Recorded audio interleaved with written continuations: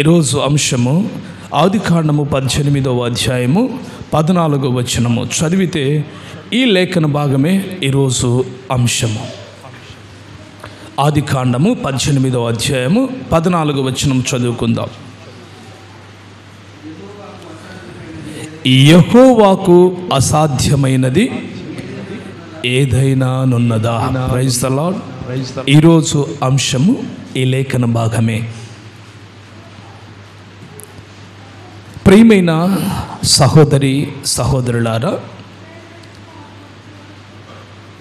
ఈరోజు అంశము యెహోవాకు అసాధ్యమైనది ఏదైనా ఉన్నదా అనే లేఖన భాగాన్ని మనము చూడబోతున్నాం.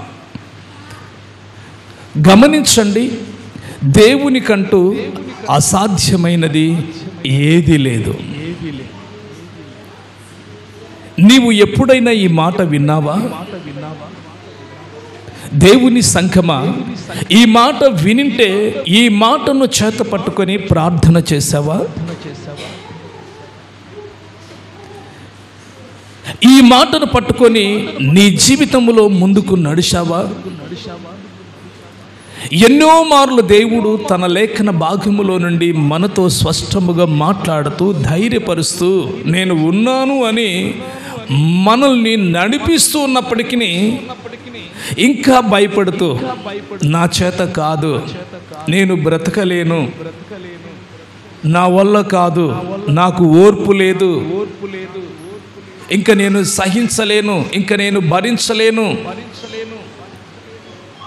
ఇంకా నాకు ఒకటే మార్గము, అది మరణమే అని అనుకుంటున్నారా? ఈరోజు అటువంటి మరణమును వెదుకుతున్న వారికి ఒక గొప్ప శుభవార్త దేవుడు మనకు తెలియజేస్తున్నాడు. ఆమేన్, ఆమేన్, ఆమేన్. ఎందుకు మీరు భయపడుతున్నారు? ఎందుకు మీరు దిగులు పడుతున్నారు?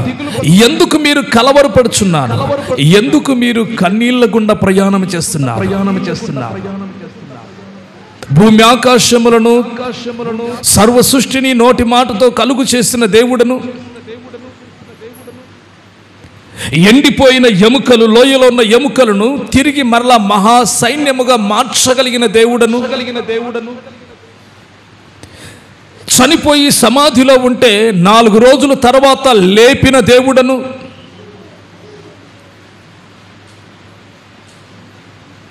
మృతతుల్యమైన గర్భములను తిరిగి మరలా తెరిచి వారి దుఃఖమును నాట్యముగా మార్చిన దేవుడను, రోగము చేత మరణించే వారిని తిరిగి బాగు చేసిన దేవుడను, పాపములోను చీకటిలోను పడిపోయిన వారిని తిరిగి నేను వెలుగులోనికి నడిపించిన వాడను,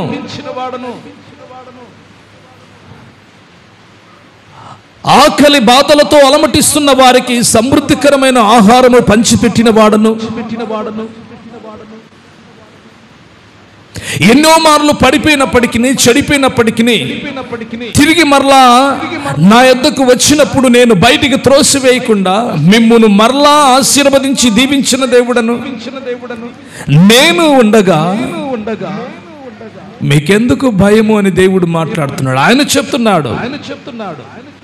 మరి దేని మీదను ఆయన ఒట్టు వేయలేదు, కానీ తన మీదనే ఒట్టు వేసుకొనిచున్నాడు. నాకు అసాధ్యమైనది ఏదైనా ఉన్నదా? పైన ఆకాశం అందే గాని, భూమి మీద కానీ, భూమి కింద ఉన్న పాతాళములో కానీ ఎక్కడైనను ఆయనకు అసాధ్యమైనది ఏదైనా ఉన్నదా అని మనము చూసినట్లయితే దేవునికి అసాధ్యమైనది ఏది లేదు. ఈ మర్మము, ఈ బలమైన వాక్శక్తిని మనము విడిచిపెట్టి మరచిపోయి ఇంకా నాతో కాదు నాయనా నేను బ్రతకలేనని నిస్సహాయ స్థితిలో నీవు ఆలోచన చేస్తున్నావా సహోదరుడా, సహోదరి? ఈరోజు దేవుడు నీతో మాట్లాడుతున్నాడు. యెహోవానైన నాకు అసాధ్యమైనది ఏదైనా ఉన్నదా? చెప్పండి, ఉందా? అమ్మా, ఉందా? లేదు. అని నీ అంతరంగములో నీవు చెప్పుకున్నట్లయితే కనుక ఇంకా దేనికి నువ్వు భయపడవు. దేనికి నువ్వు దిగులు పడవు. నా సహోదరి, నా సహోదరుడా, దేవుడు మనతో మాట్లాడుతున్న మాట, ఏది ఏమైనా దేవుని యందు నువ్వు విశ్వాసం ఉంచినట్లయితే, నీ విశ్వాస యాత్రలో ఏది జరిగినా నీవు ఒరిగిపోవద్దు సుమీ. పడి లేచిన కెరటములా నువ్వు మారాలి. గట్టిగా చప్పట్లు కొట్టి దేవుని మహిమపరుద్దాం. నీ విశ్వాస జీవితంలో, నీ విశ్వాస యాత్రలో ఎన్ని శోధనలు ఎదురైనా, ఎన్ని కష్టాలు ఎదురైనా, ఎన్ని నిందలు ఎదురైనా, ఎన్ని బలహీనతలు నీ మీదికి తెచ్చిపోసినా, నిన్ను ఎంత నిందిస్తున్నా, ఎంత నిన్ను దూషిస్తున్నా, బలహీనపరుస్తున్నా, ఛీ నీతో బ్రతికేనని అవమానపరుస్తున్నప్పటికీ నీవు ఏ విషయంలో కూడా ఒరిగిపోకూడదు, పడిపోకూడదు. నీవు లేచి నిలవబడాలి.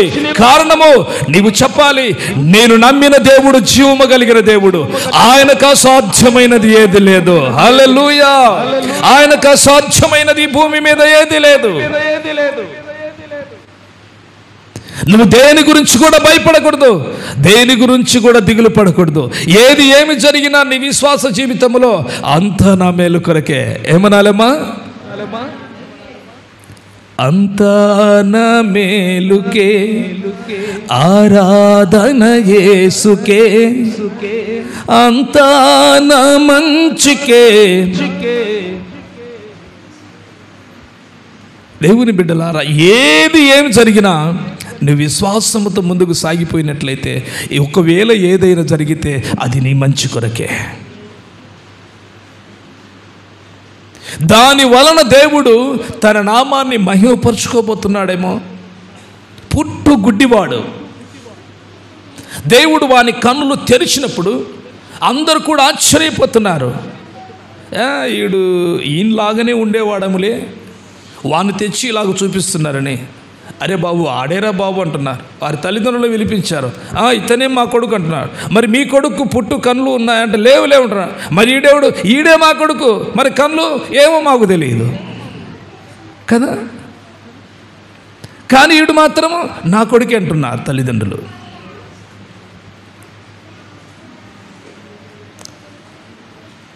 యేసు ప్రభువారి శిష్యులు వచ్చి, ప్రభువా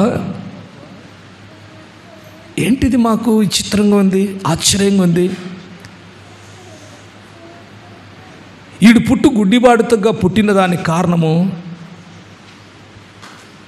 ఈడు చేసిన పాపమా, లేకపోతే ఈడు పితరులు అంటే ఈయన తల్లిదండ్రులు కానీ తాత ముత్తాతలు కానీ చేసిన పాపమేమో నేను పట్టుకుందేమో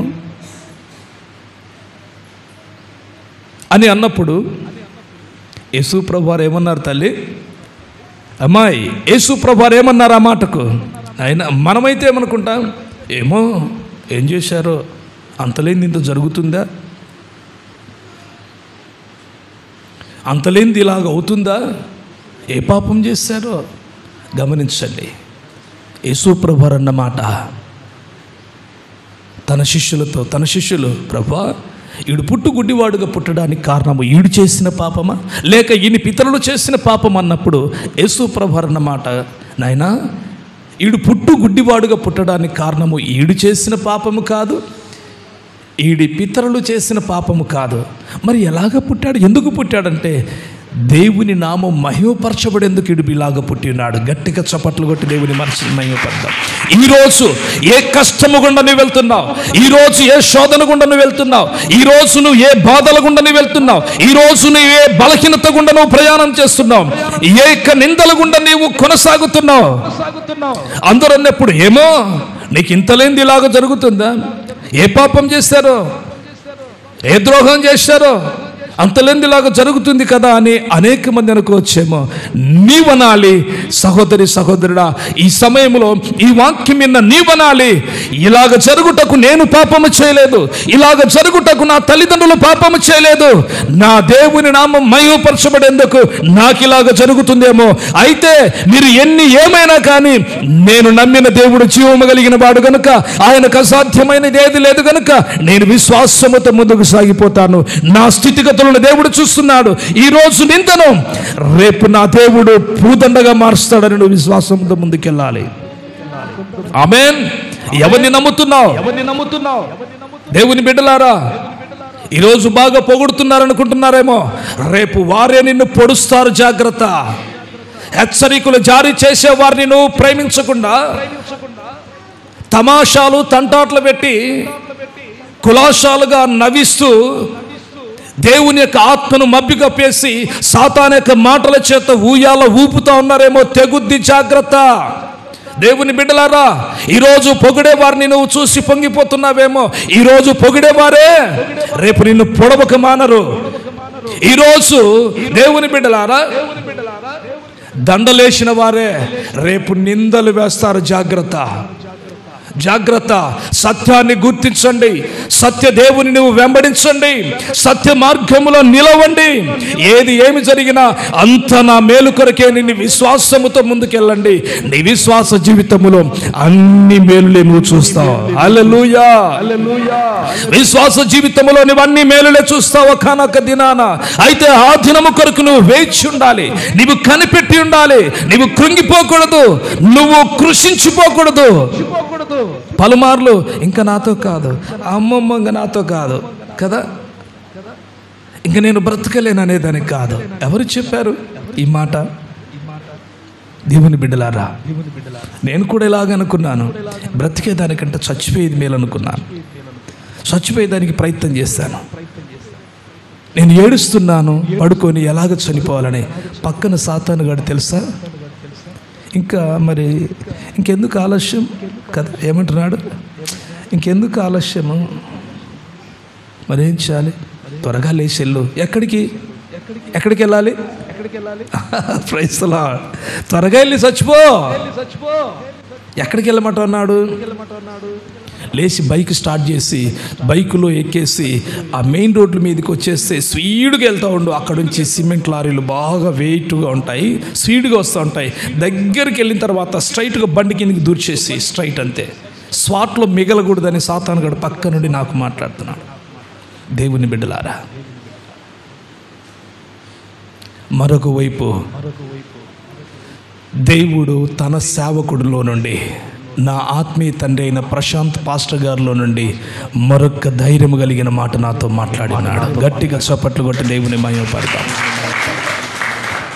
నేను చనిపోవాలని ఏడుస్తూ ఆయనతో మాట్లాడుతున్నప్పుడు ఆయన మాట్లాడుతున్నాడు, ఎందుకు నువ్వు అలాగ ఆలోచన చేస్తున్నావు? ఎందుకు అలాగ తొందరపడుతున్నావు?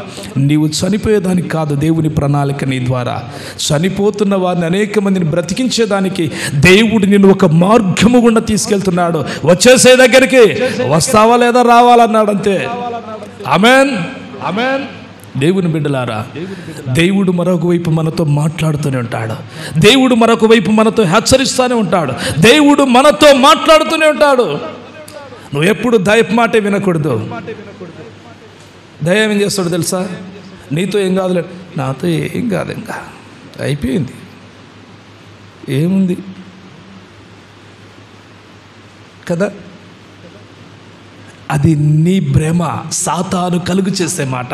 నీవనాలి, వాక్యం చెప్పబడుతుంది, నీవు ఎప్పుడు బలహీనుడివో, నీవు ఎప్పుడు బలహీనురాలివో అప్పుడే బలవంతునిగా బలవంతురాలుగా లేయాలి. గట్టిగా లేచి చప్పట్లు కొట్టినట్టు ఉండాలి. హల్లెలూయా. లేచి ఏ స్థాయిలో మనం నిల్చున్నామో, ఏ స్థితిలో పడిపోయినామో అప్పుడు దిగ్గున లేచి నీవనాలి, దిగో సాతానా, నీవంటున్నావు నీ చేత కాదు, నీవంటున్నావు నీవు బ్రతకలేవు, నీవంటున్నావు నీవు బ్రతికి వేస్ట్ అని నా దేవుడు మాట్లాడుతున్నాడు. నీవు ఎప్పుడు బలహీనముగా ఉన్నావో లే, అప్పుడే నువ్వు నా బలం ఏమిటో చూస్తావని నా దేవుడు మాట్లాడుతున్నాడు. మరి నా దేవుడి సంగతి ఏం చూస్తావు? రా మరి చూద్దాం అనాలి. ఏమనాలి? రా చూద్దాం. వారు ఎంత దూరమైనా వస్తాడు, ఏమైనా చేస్తాడు, వచ్చి మోకరించి ప్రార్థన చేసుకుందామనండి. అది మాత్రం వానికి ఇష్టం ఉండదు. Praise the lord. అది మాత్రం వానికి ఇష్టం ఉండనే ఉండదు. ఏమైనా ఏదైనా చేద్దామంటాడు, ఎక్కడికి వెళ్ళాలంటాం.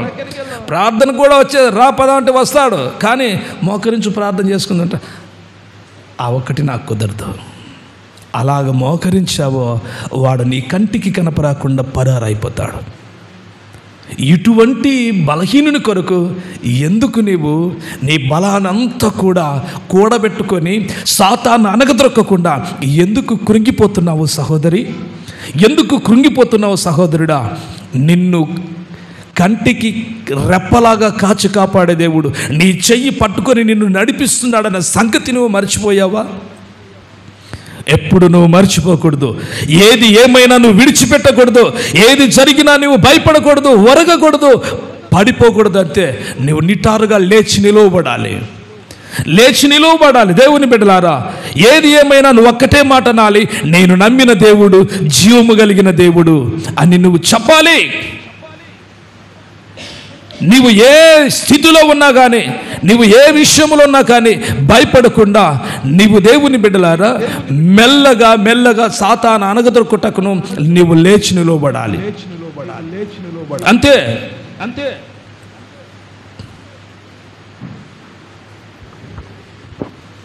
యెషయా గ్రంథము 54వ అధ్యాయము 10వ వచనములో దేవుడు మాట్లాడుతున్నాడు. ఎందుకు అలాగా అని చూసినట్లయితే కనుక, ఇదివరకు మన సహోదరుడు కెననే బ్రదరు సాక్ష్యము పంచుకున్నాడు. ఏంటంట, 4 అడుగులు గుంతలోకి మట్టి తీస్తూ వర్షం వస్తూ బురదలో, అది ఒట్టినాలుంటేనే గడ్డ ఉరిలితే పడేది. ఇంకా తడిసినప్పుడు ఏ అడుగు అలాగన్నా కానీ కింద నానింటుంది, బురద కూడా అలా జారి స్లిప్ అయిపోతుంది. లోపలేమున్నాయి? పరుపులు ఉన్నాయా? పరుపులు ఉన్నాయా మెత్తగా పడేదానికి?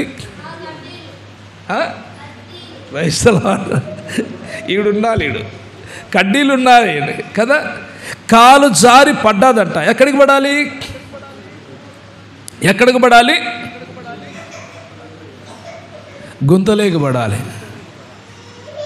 గుంతలేకి పడి మళ్ళీ టక్కన లేచి వచ్చేదానికి అక్కడ పరుపులు, పత్తి, దూది లేదు, కానీ కడ్డీలు నిటారుగా ఉన్నాయి. వాటి మీద పడిస్తే పరిస్థితి ఏంటి కదా. ఇప్పుడే లోకంలో సామెత అంటారు, వద్దురా నాయన ఇప్పుడే ఊపుకొని ఉడికి నీళ్ళు తాగుతా ఉన్నాను అని కదా. ఉందా లేదా? ఇప్పుడే అనేకమైన కష్టాల గుండా వెళ్తున్నాడు సహోదరుడు, అనేకమైన ప్రభావముల గుండా ముందుకు సాగిపోతున్నాడు. కేవలం ఏంటో తెలుసా? నేను నమ్మిన నా దేవుడు జీవము కలిగిన దేవుడు. ఇదే కష్టము నాకెప్పుడు ఉండదు, ఇదే శ్రమ నాకెప్పుడు ఉండదు. ఒకానొక దినాన నన్ను ఎందుకు ఆశీర్వదించడని ఒక గట్టి తీర్మానంతో, విశ్వాసముతో ముందుకు సాగిపోతున్నాడు. ఆ విశ్వాసాన్ని బట్టి దేవుడు ఏం చేశాడు? చదవండి ఒకసారి. పర్వతములు తొలగిపోయినను, మెట్టలు తత్తరిల్లినను, నా కృప నిన్ను విడిచిపెట్టదు. కొట్టు గట్టిగా చప్పట్లు. హల్లెలూయా, హల్లెలూయా. దేవుడే మాట్లాడు. పడుతున్న తానును, గుంతలేక పడుతున్న తాను, ఇటు కిందికి పడితే, కాళ్ళల్లో పడితే, తొడభాగంలో పడితే పర్వాలేదు, డొక్కలో పడితే, గుండెల్లో పడితే పరిస్థితి ఏంటి? అందుకు దేవుడు ఏం చేశాడు? తనకు అసాధ్యమైనది ఏది లేదు గనుక, తను నమ్మిన పిల్లలు ఎవరిని చెయ్యి విడిచిపెట్టే దేవుడు కాదు గనుక ఆయన ఏమన్నాడు? ఎవరో వచ్చి గుంటలోనికి పడకుండా చెయ్యి పట్టి పక్కకు లాగినట్టు అనిపించడం కారణం ఎవరో కాదు, నీవు నమ్మిన దేవుడే, నజరేయుడైన యేసుక్రీస్తు. హల్లెలూయా. నీవు నమ్మిన దేవుడు నీ ప్రమాదంలో నుండి నిన్ను తప్పిస్తాడు. నీవు నమ్మిన దేవుడు నీ యొక్క శోధనలో నుండి నిన్ను బలపరుస్తాడు. నిన్ను నమ్మిన దేవుడు నిన్ను నట్టేట ముంచనే ముంచడు. ఆయన చెబుతున్నాడు మాట ఏంటో తెలుసా? నాకు అసాధ్యమైనది ఏదైనా ఉన్నదా? దేవుని బిడ్డ, ఉన్నదా? దేవునికి అసాధ్యమైనది లేదు. అందుకే ఆయన మాట్లాడుతున్నాడు, పర్వతములు తొలగిపోయినను, మెట్టలు తత్తరిల్లినను, నా కృప నిన్ను విడిచిపోదు. ఆయన చెప్తున్నాడు, ఆయన కృప నిన్ను విడిచిపోదు. దేవుని బిడ్డ, నీవనుకోవచ్చు నీవే ఆయన కృప నుండి విడిచిపెట్టిపోవచ్చేమో, కానీ ఆయన మాత్రము నిన్ను విడిచిపెట్టిపోయేవాడు కాదు. నీవు కన్నీటితో కుమిలిపోతున్నప్పుడు హాగరు దగ్గరికి వచ్చి హాగరును బలపరిచిన దేవుడు, దాహము లేక తన కుమారుడు తాను చనిపోయే స్థితిలో ఉంటే తిరిగి మరలా వారికి ఆ ఎడారిలో నీటిని ఉబికింపజేసిన దేవుడు, మరణము నుండి తప్పించిన దేవుడు, ఈరోజు అనేక మందిగా ఆశీర్వదించి హెచ్చించిన దేవుడు, జీవము కలిగిన దేవుడు. ఈరోజు అటువంటి గొప్ప దేవుని నమ్మిన నీవు ఏ స్థితిలో నీవు కోల్పోతావు, ఏ స్థితిలో నీవు పడిపోతావు, ఏ స్థితిలో నీవు కృంగిపోతావు? లేదు. నివనాలి, పడను పడను పడను, అధైర్యపడను, పడను పడను పడను కదా. కాదు కాను కాను, పిరికి వాడను కాను కాను కాను కాను పిరికి దానను కాను. నువ్వు పిరికివాడవు కాదు, నువ్వు పడిపోయేదానికి. నువ్వు పిరికివాడవు కాదు, నువ్వు చెడిపోయేదానికి. నువ్వెవరో తెలుసా? క్రీస్తు ప్రశస్తమైన రక్తము చేత కడగబడిన ఆయన సొత్తువు. ఆయన గాయములలో నిన్ను అరిచేతిలో చెక్కుకొని ఉన్నాడు. ఏది నిన్ను అపహరించగలదు? ఆయన చెప్తున్నాడు, చూడుము నా అరచేతిలో నిన్ను చెక్కుకున్నాను అంటున్నాడు. ఇక్కడున్న ప్రతి బిడ్డను దేవుడు తన అరచేతిలో చెక్కుకున్నాడు. ఆయనను దాటి నీ యొద్దకు ఏది రాదు సుమి. అది వచ్చినా నిన్ను బలహీనపరిచి ఆత్మీయ జీవితంలో కృంగతీసి, నిన్ను చెడగొట్టి పడగొట్టి కృంగతీసి నిన్ను నాశనానికి గురి చేయాలన్నదే ఆలోచన తప్ప, ఆయన మాత్రము నీవు విశ్వాసముతుంటే వారిని తుత్తినీళ్ళుగా చేయగలిగిన ప్రార్థనా జీవితం నీకు కలిగి ఉన్నట్లయితే దేనికి కూడా నువ్వు భయపడవు. ఆమేన్, ఆమేన్, ఆమేన్. దేనికి కూడా నీవు దిగులు పడవు. నీవు అనుకోవచ్చేమో, ఎటు చూసినా నాకు కష్టాలే, ఎటు వెళ్ళినా నాకు నష్టాలే, ఎటు చూసినా నాకు శోధనలేని.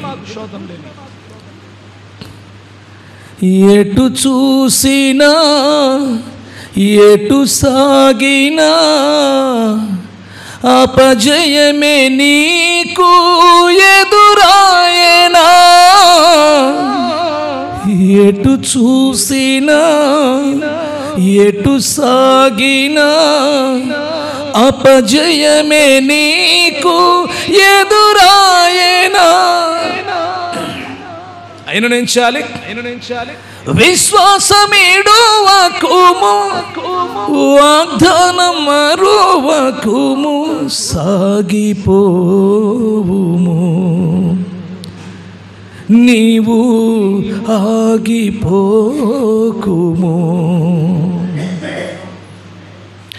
కష్టాలు కలకాలం నిలిచిపోవు, దుఃఖముతో నీవు కుమిలిపోకుము. కష్టాలు కడదీర్చును, కన్నీళ్లు తొలగించును. దిగులు పడకుము, భయము నుండకుము, సాగిపోవుము, నీవు ఆగిపోకుము. హల్లెలూయా, హల్లెలూయా, హల్లెలూయా. దేవుని బిడ్డలారా, నువ్వు వెళ్తున్న విశ్వాస జీవితంలో ఎటు చూసినా చిచి అంటున్నారా? ఎటు వెళ్ళినా నీకు అవమానాలు ఎదురవుతున్నాయా? ఎవరి నోటి నుండి వచ్చినా అని అంటున్నారా?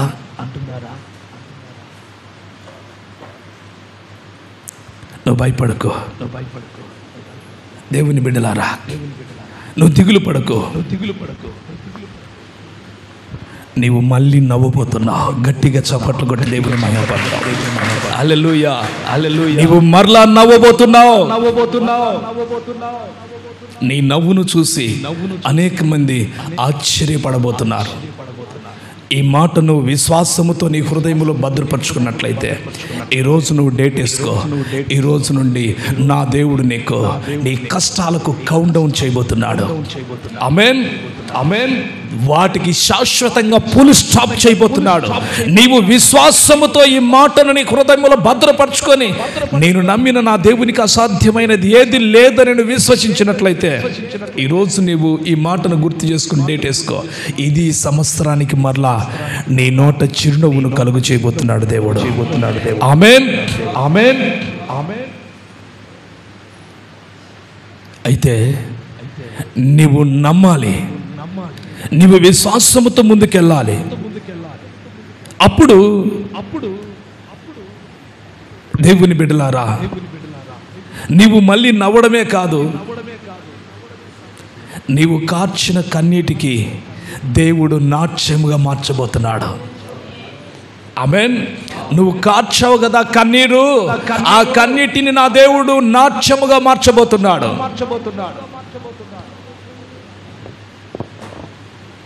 అంతేకాదు ఇది వరకు నీవు ఏదైతే కోల్పోయావో దాన్ని నా దేవుడు నీకు సమస్తమును రెట్టింపును దయచేయబోతున్నాడు. గట్టిగా చప్పట్లు. ప్రభువా, నేను కోల్పోయాను ఏదో, నాకే అర్థము కాని పరిస్థితిలో ఉంది. నేను కోల్పోయిన దాన్ని తిరిగి మరల నాకు ఇస్తానంటున్నా. వాటిని పొందుకొని విశ్వాసం నాకు కలుగు చేయి ప్రభువా, నాకు కలుగు చేయి. ఎక్కడైతే నేను తల వంచుకొని బ్రతుకుతున్నానో నీ బిడ్డగా తల ఎత్తి రోజు నాకు ఇస్తానంటున్నా. దేవుని బిడ్డలారా, మరొకైనా జ్ఞాపకం చేసుకోనండి.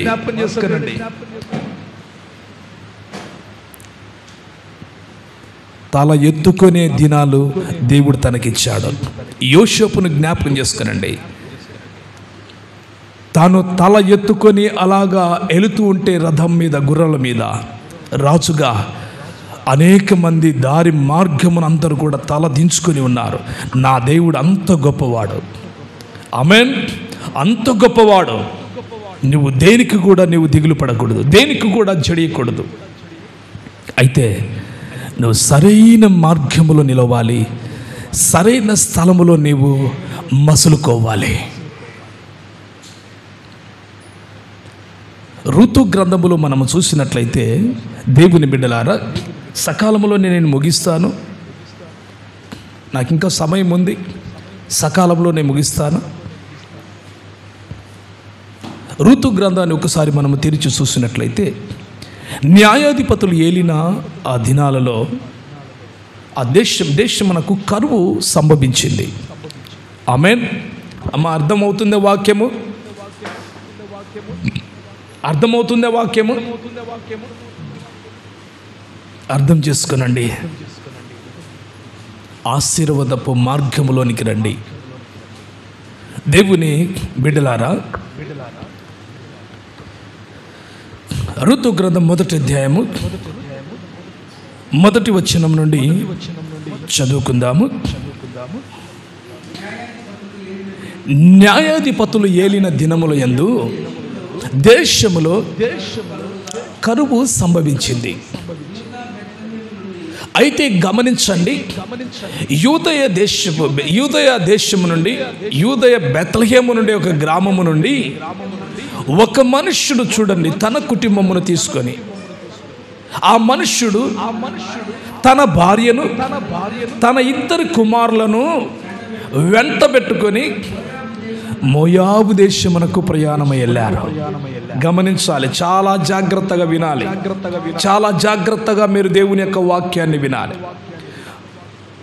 న్యాయాధిపతులు ఏలిన కాలములలో దేశంలో కరువు సంభవించగా యూదయ బెత్లెహేము నుండి ఒక వ్యక్తి, ఒక కుటుంబము నిలవబడలేక మోయాబు దేశానికి వెళ్ళారు. ఆ వ్యక్తి పేరు ఎలీమెలెకు, తన భార్య పేరు నయోమి. వారికి 2 కుమారులు, మహ్లోను, కిల్యోను. ఈ 4 కలిసి ఎక్కడికి వెళ్ళారు? మోయాబు దేశానికి వెళ్ళారు. మోయాబు దేశానికి వెళ్ళిన తర్వాత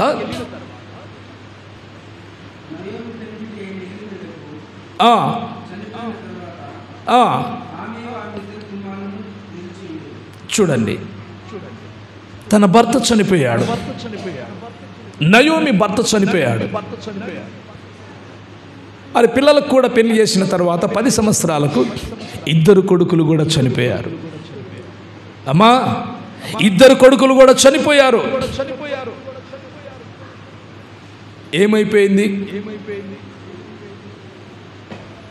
మోడురాలుగా మిగిలిపోయింది. నరికి వేసిన మొద్దులాగా మార్చబడింది. అయితే ఒక గొప్ప ఆశ్చర్యం ఏమిటో తెలుసా? తిరిగి మరలా తన దేశమైన,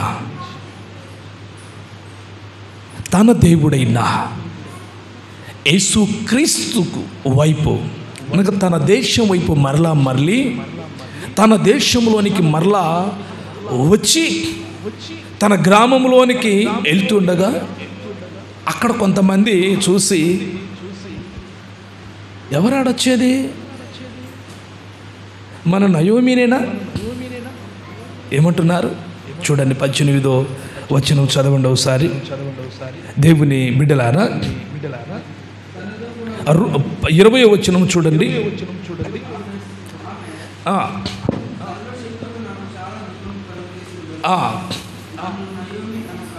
చూడండి ఏమంటారు, వారంతా ఏమంటున్నారు, మన నయోమి నాడు వచ్చేది. అవును, నయోమి నేను దగ్గరకు వచ్చిన అమ్మా నయోమి అంటుంటే వాళ్ళు ఏమంటున్నారు, నన్ను నయోమి అని అనద్దు.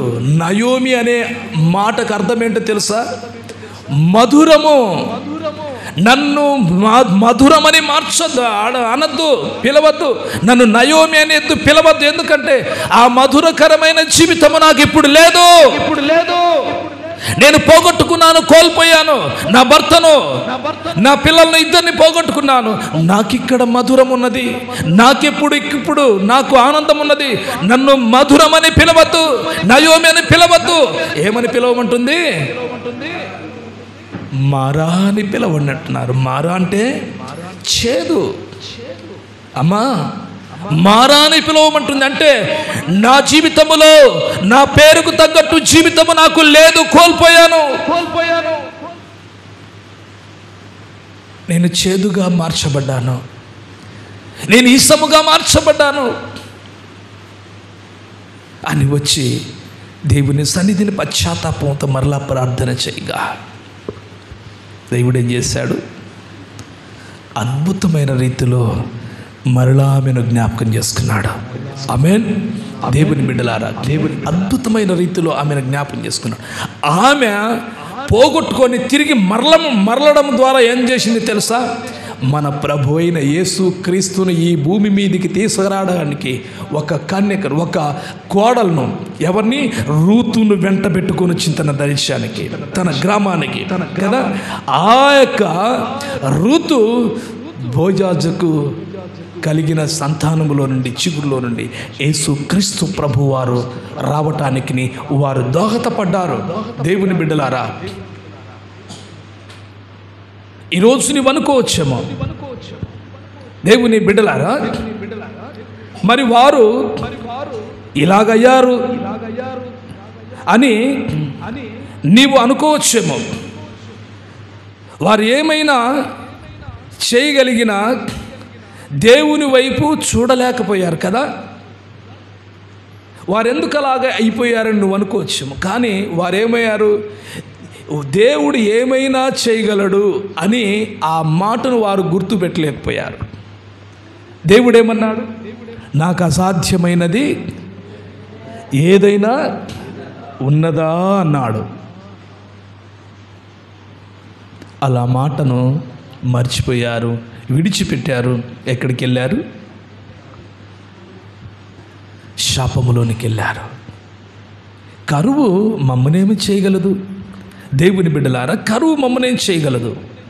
ఇజ్రాయెల్ ప్రజలను దేవుడు తన వాగ్దానము చేత నడిపిస్తున్నప్పుడు, అరణ్యములో వారికి ఆహారము లేనప్పుడు పరలోకములో దేవదూతలు భుజించే మన్నాను కురిపించి వారిని పోషించాడు కదా. తన ప్రవక్త అయిన ఏలియా అరణ్యములో ఉంటే,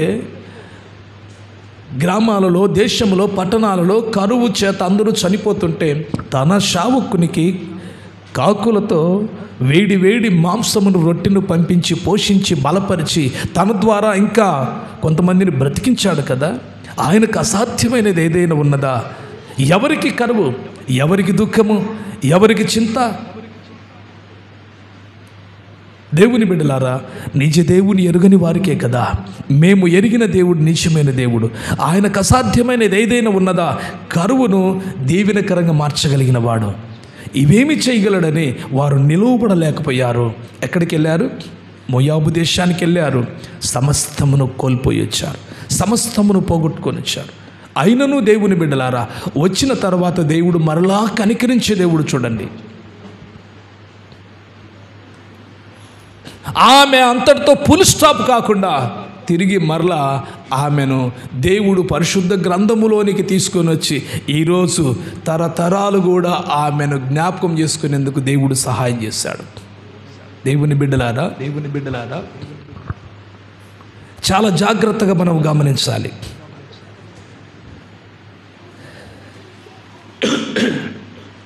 మనము చాలా జాగ్రత్తగా చూసినట్లయితే కనుక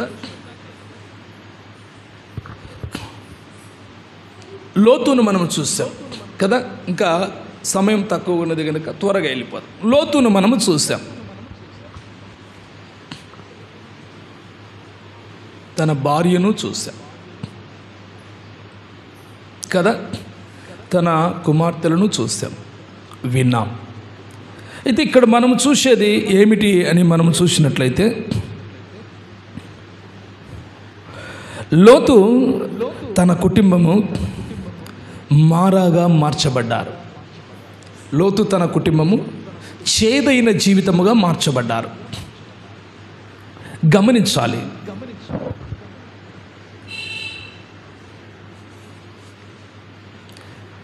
నీవు లోతును తన కుటుంబాన్ని జ్ఞాపకం చేసుకోకూడదు, కానీ దేవుని ఇంటి నుండి వెళ్ళిపోయి పోగొట్టుకొని అయినను తిరిగి మరలా వచ్చింది చూడు, నీవు నయోమిని జ్ఞాపకం చేసుకోవాలి. హల్లెలూయా. నయోమిని జ్ఞాపకం చేసుకోవాలి. ఎందుకంటే తిరిగి మరలా వచ్చింది. ఈరోజు దేవుని బిడ్డలారా, వీరు వెళ్ళిపోయారు తప్ప దేవుని మాట వినలేదు.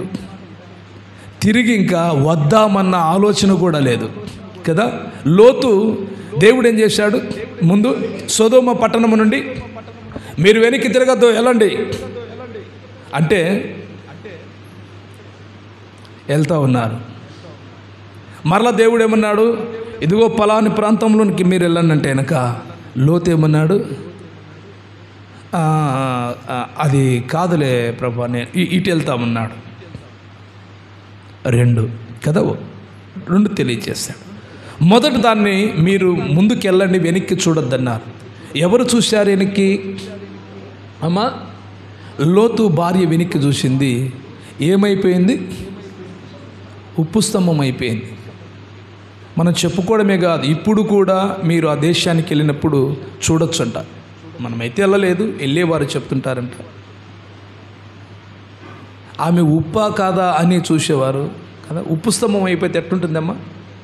అక్కడికి వెళ్ళినప్పుడు కొంతమంది చూస్తారంట. అటుకెళ్ళి ఆ లోతు భార్యను అటు నాకుతారంట. నాకే ఫూ అంటారంట. ఏమంటారు?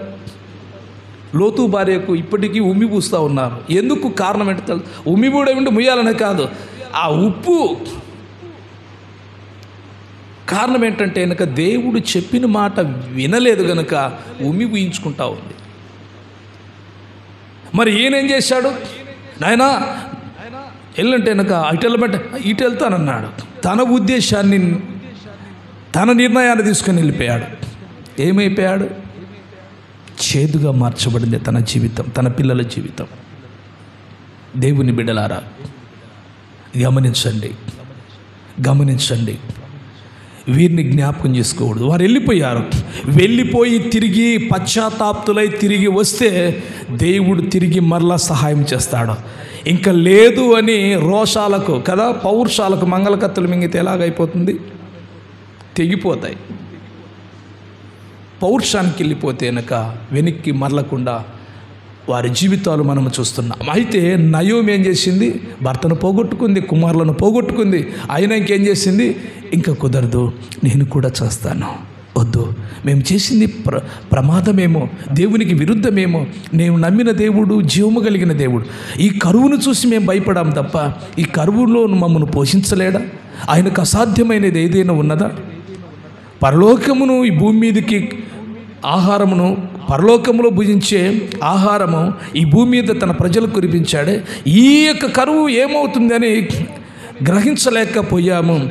తండ్రి మమ్మను క్షమించని తిరిగి మరలింది. ఈరోజు తన చరిత్ర గురించి మనము ధ్యానించుకుంటున్నాం, వింటున్నాం, గ్రహిస్తున్నాం. ఈరోజు దేవుని బిడ్డలారా, ఏ విషయంలో అయినా పడిపోతే, ఏ విషయంలో అయినా కృంగిపోతే, ఏ విషయంలో అయినా జారిపోతే తిరిగి మరలా ఆయన ఎందుకు వచ్చినట్లయితే ఆయన గొప్ప అవకాశం ఇస్తాడు. లేదా లోతు చరిత్రలాగా దారుణముగా మార్చబడుతుంది. అది వద్దు, మనకు ఏమాత్రం వద్దు. కాబట్టి నీవు నయోమిని గుర్తు చేసుకోవాలి తప్ప ఇంకేది జ్ఞాపకం చేసుకోకూడదు. కాబట్టి నువ్వు జ్ఞాపకం చేసుకో, అంతేకాకుండా ప్రార్థన చేయాలి. ఏం చేయాలి? ప్రార్థన చేయాలి.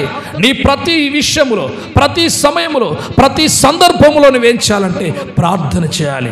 2వ రాజుల గ్రంథము 20వ అధ్యాయము 5వ వచనం ఒకసారి చూద్దాం. 2వ రాజుల గ్రంథము 20వ అధ్యాయం 5వ వచనము చదువుకుందాము త్వరగా. 2వ రాజుల గ్రంథము 20వ అధ్యాయం 5వ వచనం చదువుకొని త్వరలో ముగింపులోనికి వచ్చేద్దాం.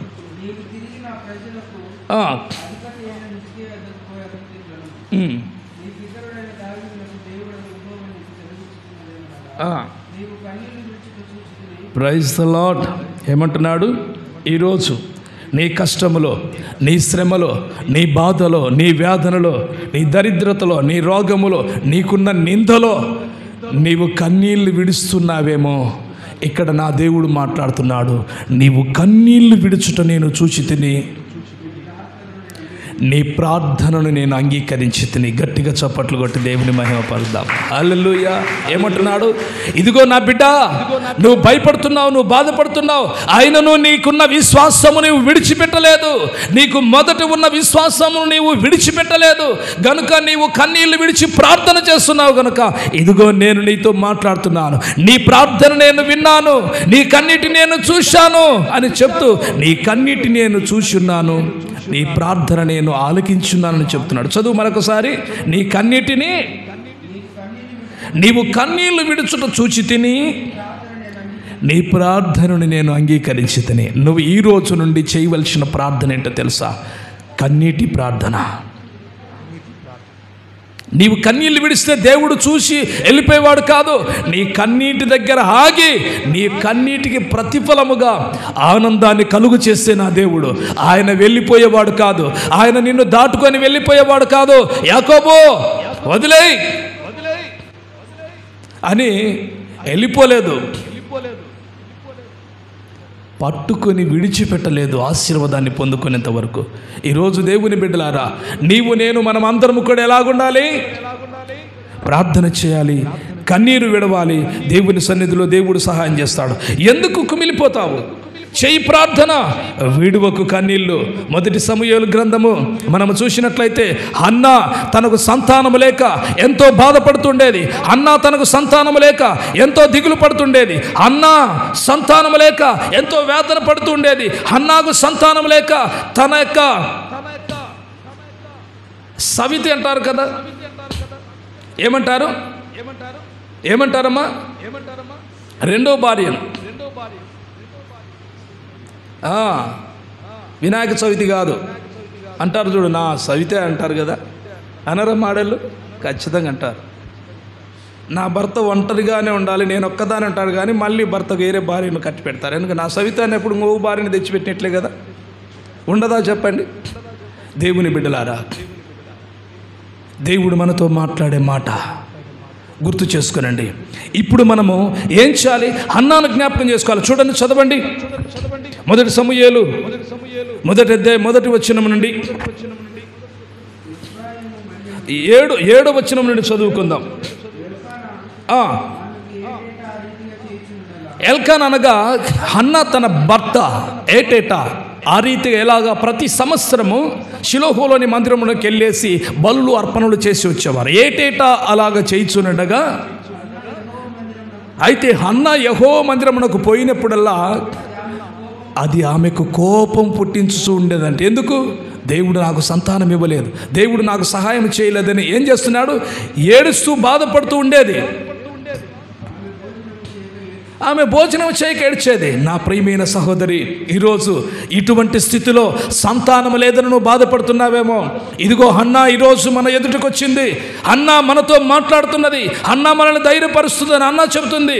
ముందంతా వెళ్తూ దేవుని మీద అలిగిపోయేది, ఇంకా నాకు సంతానమే లేదు, నేను ప్రార్థన చేయను, దేవుడు ఇంకా నన్ను ఇలాగ నిందల మధ్య నడిపిస్తున్నాడు, నేను చర్చికి రాను.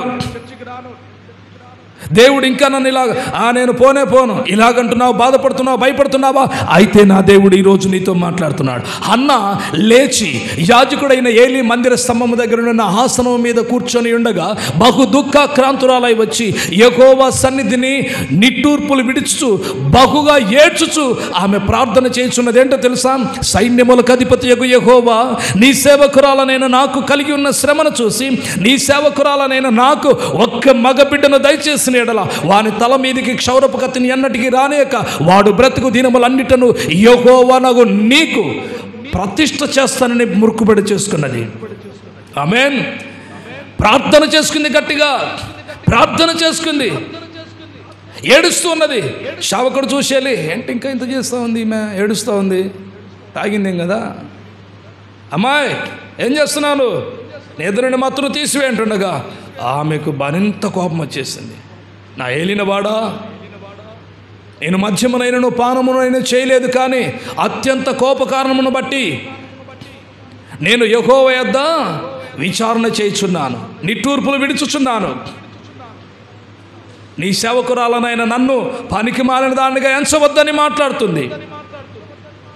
అయితే ఆయన మాట్లాడేది తెలుసా? ప్రైజ్ ది లార్డ్, హల్లెలూయా.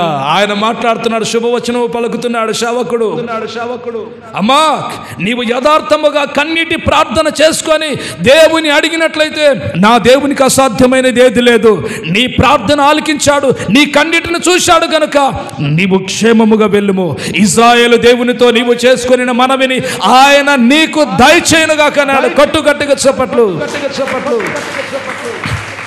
ఆయన నీకు దయచేయునుగాక అని చెప్పి అనగానే ఆమె నాట నుండి భోజనం చేయుట, ఆ ఏడ్చుట మాని భోజనం చేసేసి సంతోషంతో తన ఇంటికి వెళ్ళారు. ఆ రాత్రి దేవుడు తనను తన భర్తను జ్ఞాపకం చేసుకునగా అన్న గర్భము తెరవబడింది. హల్లెలూయా, హల్లెలూయా, హల్లెలూయా. అన్న గర్భము తెరవబడింది. కారణం ఏంటో తెలుసా? ముందంతా ఆమె కుమిలిపోయింది, ముందంతా ఏడ్చింది, ముందంతా కృంగిపోయింది. ఏ డాక్టర్ల దగ్గరికి వెళ్ళిందో, ఏ మంత్రుల దగ్గరికి వెళ్ళిపోయిందో, ఎన్ని నాటు మందులు మింగిందో, ఎన్ని మాత్రలు మింగిందో, ఎన్ని తాయితలు కట్టించుకుందో, పాపం ప్రయోజనం లేదు. దానికంతా పోలీస్ స్టాప్ ఎక్కడుందో తెలుసా? దేవుని మందిరములోనికి వచ్చి కన్నీళ్లతో ప్రార్థన చేసుకున్నది. ముందంతా నిందలు, ముందంతా చిచ్చి పొద్దున్నే ఎదిరికి వస్తూ ఉంది. ఎవరిని? హన్నాను. ఎవరు? దేవుని బిడ్డలారా, అవమానము, వేదన, బాధ, దూషణ చూసి చిచ్చి అనే భోజనం చేయకుండా అలగడము, మరింత బలహీన పడిపోవడము, ఇంకా కృంగిపోవడము కదా. అలాగైపోయే కొద్దీ రక్త కణాలు తగ్గుతాయి, రక్తం తగ్గిపోద్ది, బాధలు వచ్చేస్తాయి, కడుపు నిండా అన్నం తినలేరు, కంటి నిండా నిద్రపోలేరు కదా. అప్పుడు ఎలాగుంటారు? బక్క చిక్కిపోయి చీకి పారేసిన ఐసుపుల్ల మాదిరి ఉంటే కనుక చేచే దేంతో ఎవరు సంసారం చేస్తారు, దీని ఇడిసండి అక్కడ అనరా ఏంటి? అనరా ఏంటి? చెప్పండి. నువ్వు దేనిని అన్నా కానీ ఒక్కటి గుర్తుపెట్టుకో, నిన్ను నిందిస్తున్నారా, నిన్ను అవమానపరుస్తున్నారా, నీకంటే ముందుగా నా ప్రభు అయిన యేసు క్రీస్తుని అవమానపరుస్తున్నారన్న సంగతి నువ్వు గనుక జ్ఞాపకం చేసుకున్నట్లయితే కనుక నీవు దేనికి నీ భయపడవు. ఎంతమంది ఏం చేసినా కానీ ఒక్కటే, వారి మధ్య నీ తలను దేవుడు మరలా పైకెత్తబోతాడని నీకు విశ్వాసం ఉన్నట్లయితే, నేను నమ్మిన దేవుడు గొప్పవాడని నీకు విశ్వాసం ఉండినట్లయితే, నేను నమ్మిన దేవునికి అసాధ్యమైనది ఏది లేదని నువ్వు చెప్పినట్లయితే కనుక అన్న గర్భము తెరిచినట్లుగా ఈరోజు దేవుడు మోయబడిన నీ గర్భము తెరవబడనుగాక. ఆమేన్, ఆమేన్. నీ దుఃఖమును నాట్యముగా మార్చునుగాక. దేవుని బిడ్డలారా గమనించండి, ఆయనకు అసాధ్యమైనది ఏదైనా ఉన్నదా? ఏది లేదు. నీవు అనుకుంటున్నావంతే. ఆమె కుమారుని కని పాలు మాన్పించిన తర్వాత తూమిడి పిండిని ద్రాక్షారసపు తిత్తిని తీసుకొని కోడెలను తీసుకొని మరలా శిలోకి మందిరంలోనికి వచ్చేసి సేవకుని దగ్గర వచ్చి తీసుకొని వచ్చి తన కుమారుని వదిలేసింది. ఎవరమ్మా? అయ్యా వందనాలు దైవ సేవకుడా, అమ్మ వందనాలు, ఇదిగో నీ ఎదుట నా దేవుని ప్రార్థన చేశాను కదా, నా ప్రార్థన ఆలకించి ఇదిగో ఈ కుమారుని దేవుడు అనుగ్రహించాడు. నువ్వు చెప్పావు కదా, నువ్వు క్షేమముగా వెళ్ళము, ఇశ్రాయేలు దేవునితో నీవు చేసుకుని మనవిని ఆయన నీకు దయచేయను కాక అని శుభము పలికావు కదా.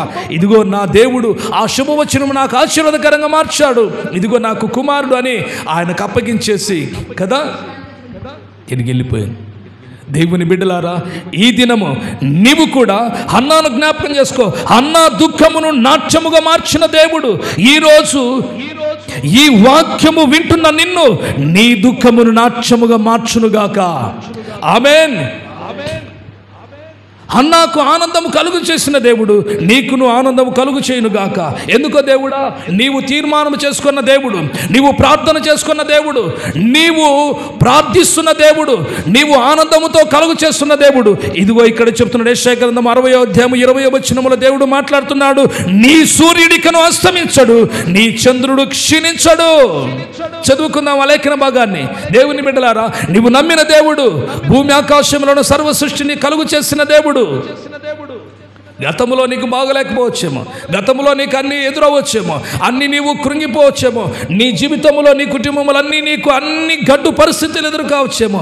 అయితే నా దేవుడు మాట్లాడుతున్నాడు ఈ సమయంలో, నీ సూర్యుడికను అస్తమించడు, నీ చంద్రుడు క్షీణించడు, యెహోవాయే నీకు నిత్యమైన వెలుగును గనుక నీ దుఃఖ దినములను సమాప్తమగునుగాక. నీ దుఃఖ దినములు సమాప్తమగునుగాక. ఈ రోజు నుండి ఈ సంవత్సరముతోనే నీ దుఃఖ దినములు సమాప్తమగునుగాక. దేవుని బిడ్డలారా, అయితే ఈ మాట నీవు నీ హృదయములో భద్రముగా దాచుకోవాలి కదా. అప్పట్లో బట్టలు ఎలాగా కట్టుకునేవారమ్మా, అన్నీ ఒకటి చీరను పంచెను ఏదన్నా వేసేసి అందులో వేసేసి ఇటు అటు వేసేసి బిర్రుగా మూటగట్టి ఎక్కడైనా పెట్టేవాళ్ళు కదమ్మా మన పూర్వీకులు. నాకు కూడా తెలుసు, మా తల్లిదండ్రులు కూడా. దేవుని బిడ్డలారా, ఈరోజు దేవుని యొక్క వాక్యము నీవు కూడా మూట కట్టి బిగించు, నీ హృదయంలో భద్రపరచుకో. దేవుడు నీకు సహాయం చేస్తాడు. దేవుని బిడ్డలారా, దేవుడు నీకు సహాయం చేస్తాడు. చూడండి యెషయా గ్రంథము 35:10 చదువుకొని ముగించుకుందాం.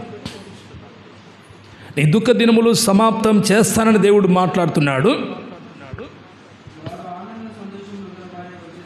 నీ దుఃఖ దినములు సమాప్తమైన తర్వాత ఎలాగొస్తావంట, వారు అనగా మనమందరము కూడా